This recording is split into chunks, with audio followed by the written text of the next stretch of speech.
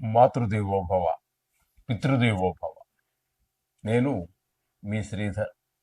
9295909819. ఇది నా నెంబర్ అండి.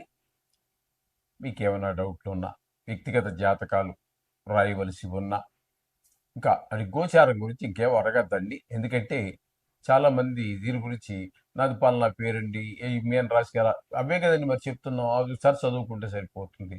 అది పెద్ద సమస్య కాదు. మీ ఊరిలో దగ్గరలో ఉన్నటువంటి గుడి పూజారి గారిని అడిగినా, ఏ పురోహితుడిని అడిగినా, పురోహితులు అక్కర్లేదండి దీనికి. చాలామంది బయట వాళ్ళు కూడా, అనేక పనులు చేసుకునే వారికి కూడా ఈ రాశి మీద ఫలితాలు, రాశి ఏ రాశి చెందుతుంది అనేది చాలామందికి తెలుసు. అందుచేత దానికోసం ప్రత్యేకించి ఫోన్ చేసి దయచేసి మమ్మల్ని ఇబ్బంది పెట్టకండి. మీ వ్యక్తిగత జాతకం తెలిస్తే మీకు సమస్య ఏంటనేది బయటకు వస్తుంది. దాని గురించి అయితే మాట్లాడండి, నేను మీకు సిద్ధంగా ఉంటాను రెడీగా. అంటే కొన్ని సందర్భాల్లో ఫోన్ ఎత్తకపోయినప్పటికీ, నేను ఏదైనా పనిలో ఉండి ఎత్తకపోయినా, ఏదైనా కొన్ని కారణాల వల్ల ఎత్తకపోయినా, చూసిన తర్వాత అయినా మీ ప్రశ్నకి నేను సమాధానం చెప్పగలవాడను అయ్యా. అందుచేత దయచేసి రాశి ఫలితాల గురించి కానీ, మీ అక్షరం మీ పేరు చెప్పి ఏ రాశి, అది చిన్న చిన్న సమస్యలు అండి అవి.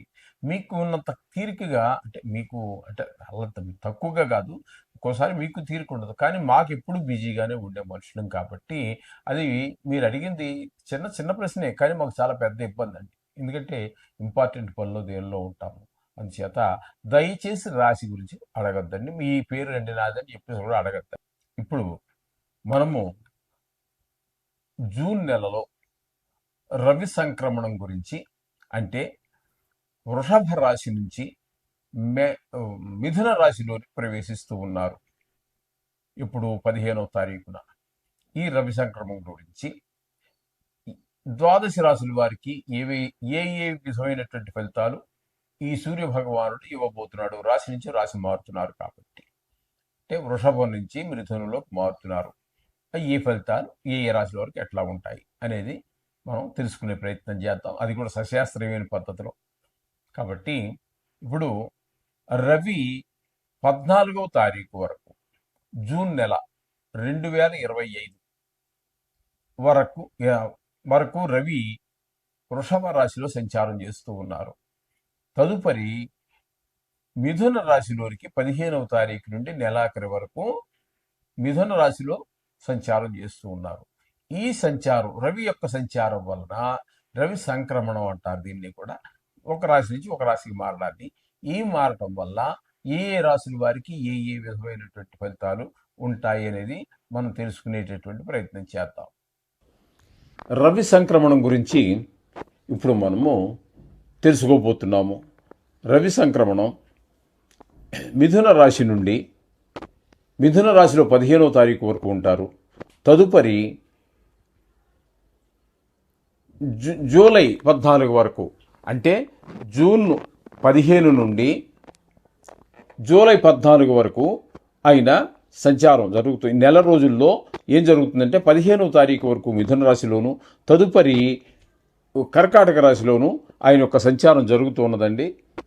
కాబట్టి ఈ రవి సంక్రమణం వలన ఏ విధమైన ఫలితాలు ఏ రాశుల వారికి ఉంటాయి అనేటటువంటిది సశాస్త్రీయమైన పద్ధతిలో మనం తెలుసుకునేటటువంటి ప్రయత్నం చేద్దాము. మేషరాశి వారికి కనుక మనం తీసుకున్నట్టయితే, తృతీయ స్థానంలో మరియు చతుర్థ స్థానాలలో సంచారం నెల రోజులు చేస్తూ ఉన్నారు. వృషభ రాశి నుండి మిథున రాశిలోనికి 15వ తారీఖు జూన్ నెలలో ప్రవేశించి జూలై 15 వరకు కూడా ఆయన మిథున రాశిలోనే సంచారం చేస్తారు. అంటే ఒక నెల రోజుల పాటు జూన్ 15 నుండి జూలై 14 వరకు ఆయన నెల రోజుల పాటు మిథునంలో సంచారం చేస్తుంటారు. ఈ రవి యొక్క సంచారం, దీన్ని ఒక రాశి నుండి ఒక రాశికి మారడానికి సంక్రమణం అని చెప్పేసి అంటూ ఉంటారు. అలా మన తెలుగు వ్యవహారిక భాషలో ఒక రాశి నుంచి ఒక రాశిలో మారుతున్నారని మనం చెప్పుకుంటాము. ఈ సంక్రమణం అనేది చాలా పవిత్రమైనటువంటిది. ఇది పితృదేవతలకి కొన్ని విశేషమైన పూజలకి కూడా చాలా అద్భుతంగా ఉంటుంది. అటువంటివి పితృకార్యాలకి అంటే ఆ తర్పణాలు వదులుకోవడానికి వాటికి కూడా సరే.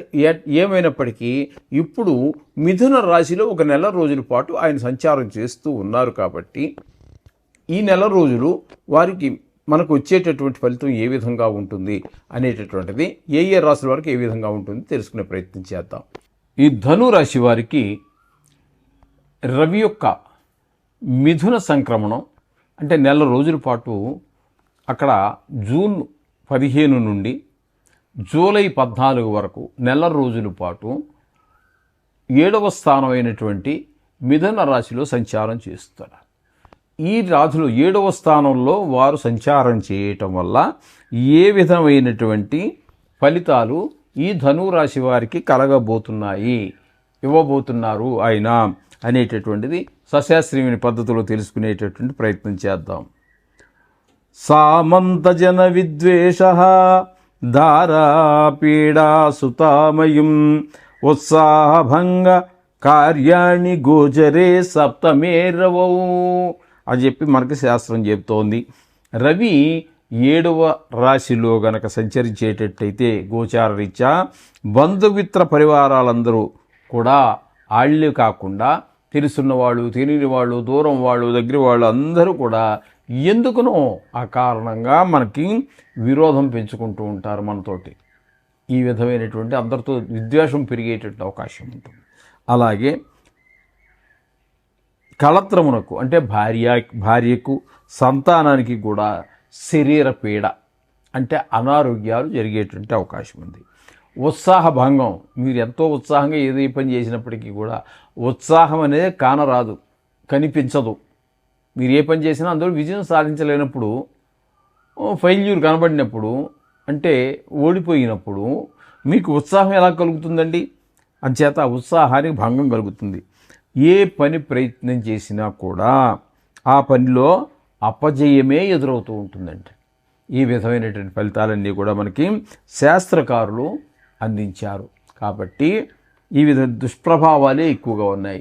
వీరు కూడా మనం చెప్పుకున్నటువంటి నవగ్రహాలు సంబంధించిన శ్లోకాలు వీలుంటే రోజు దగ్గరలో గుడి అందుబాటులో వాకబుల్ డిస్టెన్స్లో మీ ఆఫీసుకి కానీ మీ ఎక్కడైతే వ్యాపారానికి కానీ అడ్డంకి రాని సమయాన్ని ఒకటి ఏదో ఎంచుకుని రోజులో మీరు పొద్దుటే గుడి వెళ్ళి అలవాటు ఉంటుందండి కొంతమందికి. వాళ్ళు ఖచ్చితంగా 100కి 100 పాళ్ళు స్నానం చేసిన వెంటనే ఇంటి దగ్గర కాఫీ కూడా తాగకుండా గుడికి వెళ్ళి దర్శనం చేసుకున్న నవగ్రహాల చుట్టూ తిరిగి ఇంటికి పోయేవాళ్ళు చాలామంది ఉన్నారండి. అది ఎంత శుభప్రదమైన అలవాటు అండి అది. ఆ విధంగా కనుక మీరు చేసినట్టయితే వాళ్ళు 40 రోజులు, వారం రోజులు, 10 రోజులు ఇది లెక్కలేదండి వాళ్ళకి. నిత్యము జీవితంలో ఒక భాగం అంతే అది. That's all. ఇంటి దగ్గర పూజ ఇంటి దగ్గర ఉంటుంది, గుడికి కూడా వెళ్ళి, ఎందుకంటే మన ఇంటి దగ్గర చేసే పూజ మనకి ఇక్కడ ప్రాణప్రతిష్ఠ ఉండదు కదండి.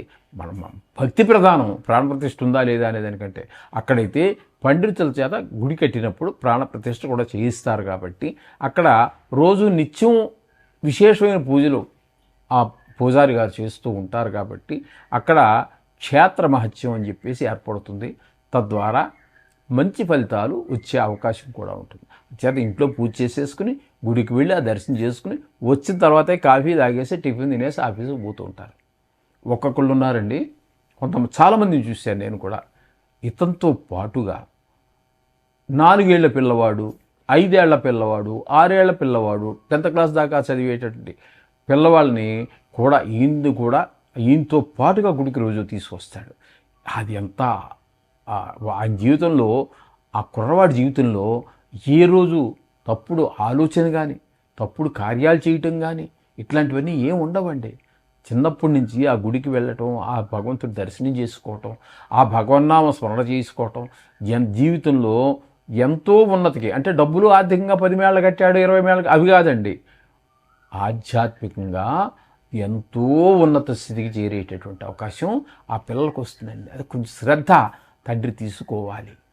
తీసుకుంటే ఆ పిల్లవాడు డబ్బులు ఉండేవి పోని ఉండదు వేరే విషయం, ఇవేవి శాశ్వతం కాదు, అశాశ్వతమైనటువంటి వాడికి వాడి జన్మ సార్థకమైపోతుంది. ఎందుకైతే మానవ జన్మ ఎత్తేమో మనలో నిజంగా చెప్పుకోవాలంటే మనలో ఎంతమంది జన్మను సార్థకం చేసుకుంటున్నామండి. మనిషిని భిన్నంగా ఎందుకు పుట్టించాడు 64 లక్షల జీవరాశుల్లో? అది దాన్ని సాధించడానికి ఎంతమంది కృషి చేస్తున్నారు? ఇవన్నీ భగవద్గీతలో పురాణాలు ఉన్నవనుకోండి, ఎక్కడ అంతదాకా వెళ్ళక్కర్లేదు. కానీ మంచి అలవాట్లు చేసుకోండి, రోజు దేవుని ప్రార్థించండి, ఈ కష్టాల నుంచి బయటపడండి. శుభం భూయాత్.